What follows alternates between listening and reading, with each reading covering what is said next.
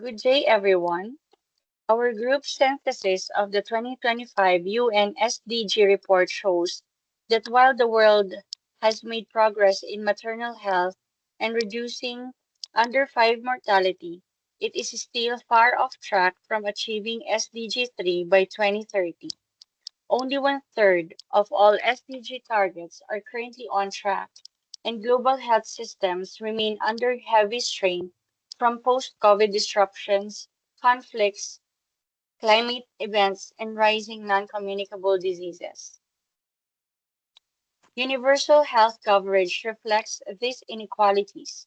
Although service coverage is improving, financial protection is worsening.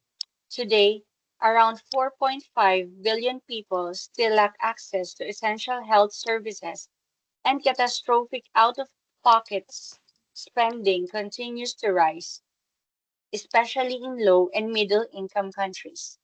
Within our sub-theme on the health workforce, the report highlights a severe and growing shortage of nurses, midwives, and physicians. These gaps are most evident in rural and marginalized communities, where burnout, migration, and chronic underinvestment make service delivery even more difficult. In response, our group proposes three nursing-led interventions, namely community-based PHC workforce, digital health and telehealth integration, rural nurse salary and retention package, which will be discussed on the next slides. Thank you. This slide shows why both the world and the Philippines are off track for universal health coverage and SDG 3 by 2030. Globally, 4.5 billion people still lack essential health services, and more families are pushed into financial hardship because they must pay out of pocket for care.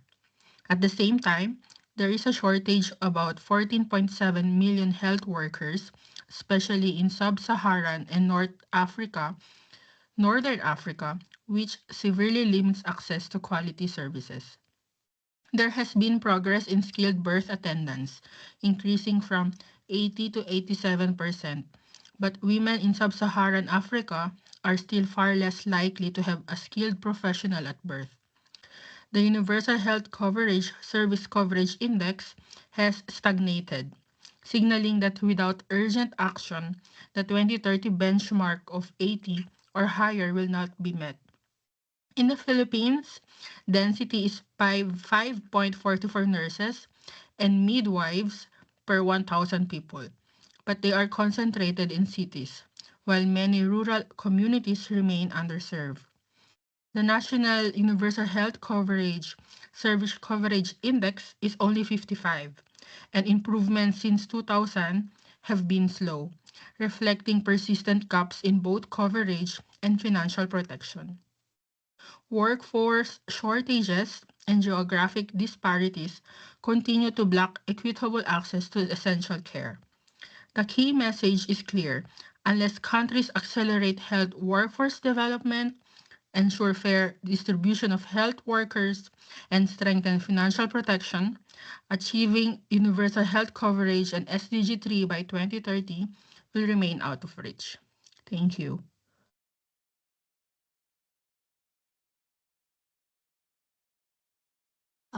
The determinants of project in SGD3, health workforce, and UHC.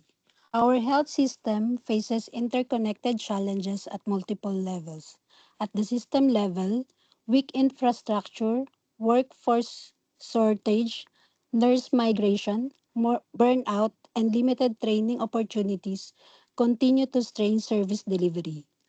While at the clinical level, these gaps results in poor access, low quality care, and fragmented service, especially in rural and underserved communities.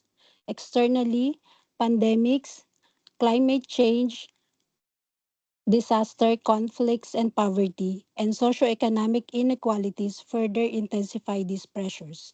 To address these challenges, we must strengthen primary care and universal health coverage reforms supported by nurse and community led programs such as home visits, health education, and vaccination campaigns. Digital health solutions, including telehealth, electronic registries, and SMS reminders, can bridge distance and improve continuity of care. Equally important is strong nursing leadership and task shifting, enabling nurses to safely expand their roles and address workforce gaps. This intervention must prioritize vulnerable populations in rural communities, indigenous groups, the urban poor, and migrants who face distant facilities, limited health workers, and higher indirect costs. Without action, the impact is clear: increased maternal and child health risk, under vaccination, and delayed care. Investing in nurses and primary care is therefore not optional. It is essential to protect the most vulnerable and advance SGD3. Thank you. I will present a comprehensive strategy to strengthen primary health care in underserved areas through three key nursing-led interventions. These interventions aim to improve access, quality, and equity in healthcare, advancing universal health coverage and SDG 3. First intervention is community-based public health care workforce. The first intervention focuses on expanding access to primary health care through a community-based workforce. We plan to deploy nurse-led teams, outreach clinics to rural and underserved areas. These teams will receive mentorship and leverage digital tools to strengthen referral pathways. Expected outcomes include increased public health coverage, improved workforce retention, reduced health disparities, and stronger community trust and engagement. The intervention emphasizes equity by targeting vulnerable populations such as rural poor, indigenous people, women, children, the elderly, and persons with disabilities. Intervention number 2, digital health and telehealth integration. The second intervention enhances digital competencies and telehealth access for public healthcare workers. Key activities include telehealth training, electronic medical record implementation, digital referrals, and remote patient monitoring. This will result in a more skilled public health workforce, expanded access to care for remote populations, improved quality and continuity of services. Equity remains central, prioritizing vulnerable populations, ensuring culturally sensitive care, subsidizing digital services, and providing accessible platform for all. Number 3, rural nurse salary and retention package. The third intervention focuses on stabilizing the rural nursing workforce through salary top-ups and retention incentives. Nurses will receive competitive compensation, retention bonuses, outreach support, and culturally responsive training coordinated with local governments units and PhilHealth financing. Expected outcomes include a 30% reduction in nurse attrition, at least 15% increase in public health coverage, and improved care continuity, higher staff morale, and stronger service delivery in underserved areas. In summary, these three interventions, community-based public health workforce, digital health integration, and rural nurse retention, work together to expand access, improve quality, and ensure equitable care for the most vulnerable. By investing in our nursing workforce, leveraging technology, and addressing systemic barriers, we can strengthen primary healthcare and move closer to achieving SDG 3. Thank you.